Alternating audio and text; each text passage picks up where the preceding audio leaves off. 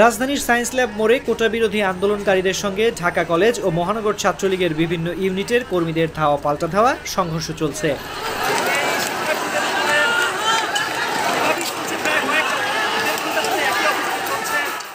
মঙ্গলবার দুপুর 12টা থেকে সায়েন্স ল্যাবে শিক্ষার্থীরা জড়ো হন। পাশেই অবস্থান নেয় ছাত্রলীগ।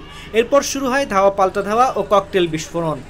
চলমান সংঘর্ষে রণক্ষেত্র হয়ে পড়েছে পুরো এলাকা। পুরো নিউ মার্কেট এলাকায় ছড়িয়ে পড়েছে আতঙ্ক।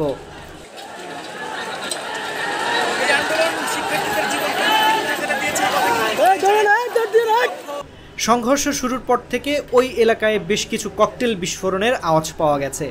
সরেজমিনে নিউ মার্কেট এলাকা ঘুরে দেখা যায় ধাওয়া পাল্টা ধাওয়ার ফলে একবার এক পক্ষ পিছু হটছে।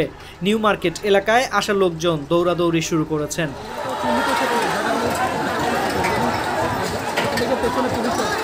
নিউ মার্কেটে আসা পলি আক্তার বলেন, একটা কাজে আসছিলাম, হঠাৎ দেখি ঝামেলা শুরু হয়েছে, কি করব বুঝতে পারছি না, ভয় কাজ করছে। এই প্রতিবেদন লেখা পর্যন্ত সায়েন্স ল্যাব থেকে ঢাকা কলেজ পর্যন্ত এলাকায় দফায় দফায় সংঘর্ষ চলছে।